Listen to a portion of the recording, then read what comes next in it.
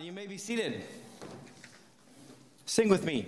Yeshakowak, you lovebirds. Hine ma tovu manayim shevet chachim gam yachad. Hine ma tovu manayim shevet chachim gam yachad. Behold, how good and pleasant it is for brothers to dwell together in unity. Well, Shabbat Shalom, everyone. And the election is approaching, is it not? On Tuesday. And I'd say this is a good psalm for us at Ruach Israel this week. Today, I want to address the upcoming election. And I am aware that this is a tense moment for our country, and it's on everyone's mind. It doesn't need to be said that we are in a polarizing time. Some commentators are saying that this is the most divisive time in history. Others wonder whether we are simply removed from the acute pressure of troubled times long forgotten. I wonder what it would have been like to see brothers fighting brothers in the Civil War. It is of no consequence. This is an election driven by fear and apocalyptic rhetoric. The threat of World War III hangs in the air at both party rallies. Media on all sides expresses that the fate of the entire world hangs on November 5th and the events that will follow. Perhaps some of it does. I want to acknowledge that we are a community with diverse political opinions. We will all experience different emotions this coming week, and that's okay. We have a treasure here at Ruach Israel. We have a Messianic Jewish community who loves God, trusts deeply in Yeshua, and cares for one another. Today, I want to call on us at Ruach Israel to put these treasures first and to do what we do best, to use this season to grow stronger. Now, before I begin, I would like to thank Rabbi Russ Resnick, the Rabbinic Council for the Union of Messianic Jewish Congregations, and Bob O'Neill, a consultant and brilliant communicator, both of whom I interviewed on this topic. And I also attended a seminar by Braver's Angels called Depolarizing Ourselves, and I'll bring in just a few ideas from there. This is a complex issue, and I don't have all the answers, but nonetheless, let's think about these things together. And what I want to do today is highlight 5 Jewish values that I think will be helpful for us as we navigate this coming season together as a community. The first value is that we must know who we are and why we are here. We must know who we are and why we are here. I have a strong conviction that I do not speak about politics from the Bima. I don't speak about politics from the Bima. It isn't because I don't have opinions. I'm influenced by late Rabbi Jonathan Sacks, formerly the Chief Rabbi of the United Kingdom and a member of British Parliament in the House of Lords. As a religious leader in Parliament, he refused to speak along party lines and only on moral and ethical issues. And when a particular party would ask him to speak, he would agree only on the condition that representatives from both parties would be present. He argued that the political system and the religious world must at all costs remain distinct from one another. As he saw it, the political system is designed for debate, diversity, and disagreement, whereas in a faith community, we are working toward unity on more transcendent values, transcendent truths. I'll quote Rabbi Jonathan Sacks. "We know that on one occasion in Jewish history, this line was crossed. Religion and politics did mix. They were the Hasmonean kings. The kings combined the office of king and high priest. It was a horrendous mistake, and the end result was that the Jewish people became so divided that the Jews inside the temple were more busy fighting and killing one another than they were fighting the enemy outside. It took us more than 2,000 years to recover from that mistake. I can't understand why people who know Jewish history don't realize that to mix religion and politics is a mistake at every level, politically, religiously, and in terms of the ability to unite a people around a set of moral ideals." Now, I'll say the progressive Jewish community today has gone in a different direction, intentionally building their communal identity around political movements and social policies. The powerful reason being that in the wake of the Holocaust, we Jews must speak out on social issues. Okay, a counterbalancing reality, perhaps. However, recently, some self-examining leaders wonder whether this trend has maybe gone too far. Rabbi Russ Resnick quoted a journalist who wrote about an emerging trend among some Jewish young people who were questioning whether party affiliation must be their central Jewish identity. Once a religious community stakes its ground along party lines and social movements, they lose the opportunity for political diversity in their midst, and then risk exchanging core, enduring biblical values for passing political fads. That said, there are rare times when biblical and moral values in politics do intersect in an unavoidable way. For example, when a public policy requires that we violate our biblical commandments, require that we align with a particular movement, or censor our deepest moral values, then we must act. But the cost is high, and communities of faith must consider very carefully before taking a political stand, lest we lose sight of our deepest calling, purpose, and mission. This doesn't mean we're passive. We have much work to do. We are responsible for laying the biblical and moral foundations that will inform the world's political opinions. The difference is that as a community, we realize our mission and purpose and just how we are called to truly change the world. At Ruach Israel, we must know who we are. Our local mission is to build a mature and intergenerational Messianic Jewish synagogue, a safe and united and spirit-filled home for Jewish people who have come to walk deeply with Yeshua as our Messiah. Even bigger, we're building an entire movement where we stand with Yeshua and welcome him back home with our Jewish people. We are working to undo centuries of misunderstanding and hate, and to heal a deep schism between our Jewish people and the wider Christian community in the world. At Ruach Israel, our vision is to lead a Jewish reawakening in Yeshua across the globe. We must not let other causes and purposes invade this mission. Too much is at stake.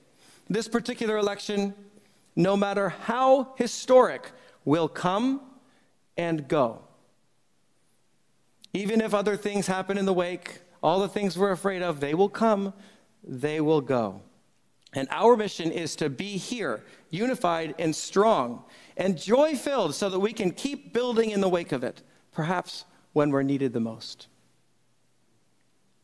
We will do well to remember Yeshua's words to Pilate, "My kingdom is not of this world."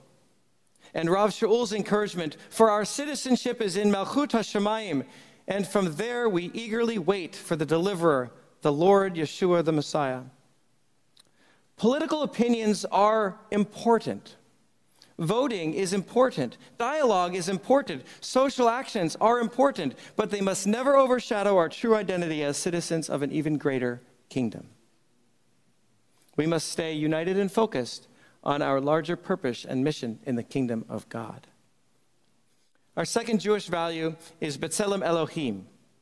B'Tselem Elohim is the biblical reality that each and every person you interact with is made in the image of God.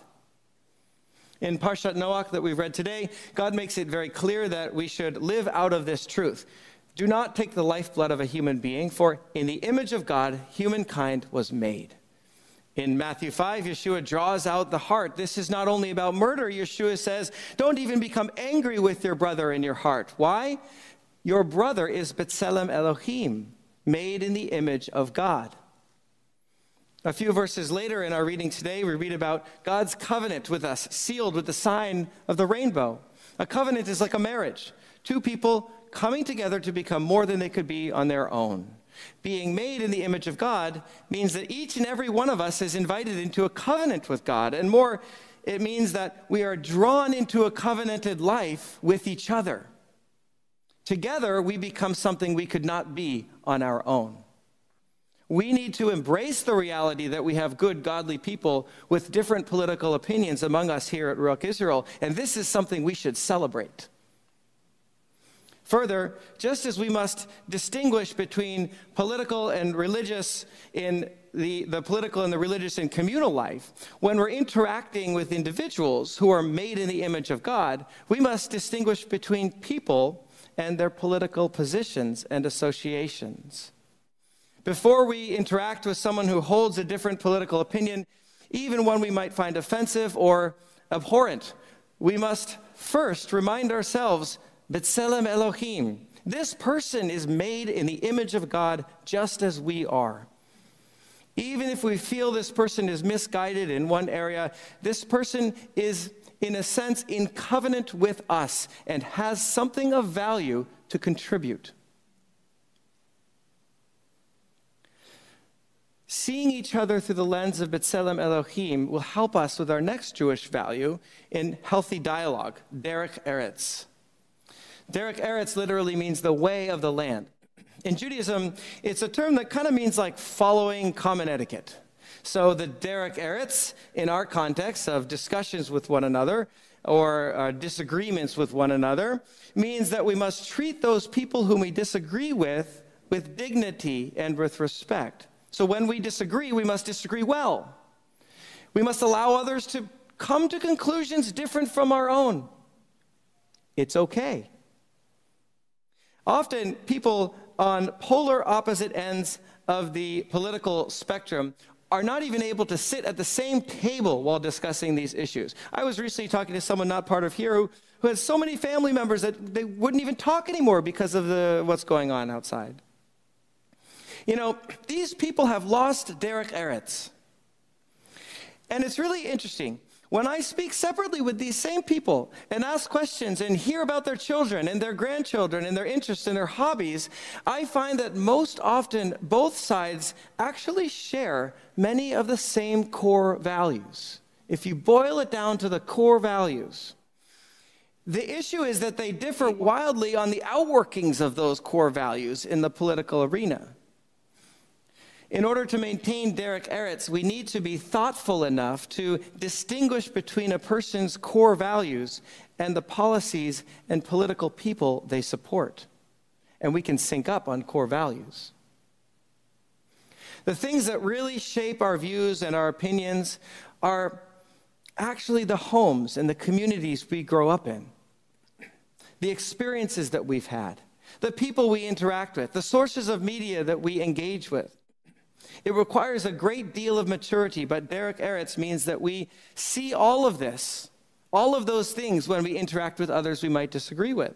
And going even further, it means that we look within ourselves and understand where our own opinions, biases, and fears have been forged. It may be uncomfortable, but it is really healthy to interact with people who see things differently, lest we find ourselves sitting in an echo chamber, always affirmed and never confronted with the humanity of the other side. Derech eretz requires that we never demonize, mock, or stereotype a person for their views. And in this election, both campaigns have any number of names and slogans and sound bites which are intended to ridicule and dismiss and show contempt. And at risk of offense, I think this is a moral wrong. Let us heed the words of Isaiah in our Haftarah. But on this one I will look, one humble and of contrite spirit, who trembles at my word. Our fourth value, meklokat l'shem shamayim, arguments for the sake of heaven. Our next value that we're talking about here is a really advanced skill. Meklokat l'shem shamayim, arguments, meklokat means arguments, or disagreements. Arguments are critical to Jewish life. God gives us a bare bones list of commandments in the Bible, but he left out most of the details of how to do these things in everyday life. Our job as a Jewish community is to argue about how to do them and eventually come out with an interpretive tradition or a few interpretive traditions that can guide us into how to live out God's commandments, his life together as a community in every generation and every location that we're in. So Pirkei Avot reminds us that our arguments must be Lashem Shemayim, for the sake of heaven. Arguments which are Lashem Shemayim, for the sake of heaven, it says, will endure, but those not for the sake of heaven will not endure. Now the rabbis elaborate by giving us an example of each. What is an argument not for the sake of heaven? They share the rebellion of Korach in the book of Numbers. Korach challenged the priesthood for his own sake because his desire to control, his desire for power, it was not with the interest of seeking the kingdom of heaven in mind. He didn't try to understand why Aaron was chosen in the first place. What are arguments for the sake of heaven? We are taken to Hillel and Shammai, Second Temple teachers who disagreed on almost everything, every point for over a decade. In the end, Hillel's arguments won out in Rabbinic Judaism. Why did Hillel's arguments win? Judaism's answer is not because Hillel was right. It's because Hillel valued and studied Shammai's perspective so much that he was able to fully articulate Shammai's positions. What does this mean for us? Our political conversations must not be about being right or proving our point. They must be about seeking truth. Proverbs 1:5 tells us, the wise listen and add to their learning. Pirkei Avot 1:4, who is wise? Who learns? From every person, that person is wise. This is one of Stephen Covey's 7 habits of highly effective people. Seek first to understand, and then to be understood. Rabbi Jonathan Sachs writes, in an argument for the sake of truth, both sides win. For each is willing to listen to the views of its opponents and is thereby enlarged. In an argument as the collective pursuit of truth, the participants use reason, logic, shared text, and shared reverence for texts. They do not use ad hominem arguments, abuse, contempt, or disingenuous appeals to emotion. Each is willing, if refuted, to say, I was wrong. There is no triumphalism in victory, no anger or anguish in defeat. To engage in a discussion for L'Shalem HaShamayim, we must be able to be like Hillel. Our goal can be to listen and understand and to understand the other person's views so that we can very carefully articulate them so the other person would say, yeah, that's what I think, before we share our perspective. That's a very high calling. And our last value I will share today is Shalom Bayit. Literally, peace in the house. In the end, you may simply disagree with someone close to you.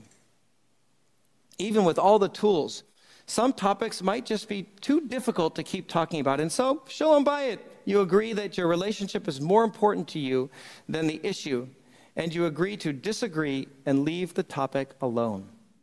It's okay, even in healthy relationships, to have areas that you just agree not to talk about. In fact, it's actually an act of love.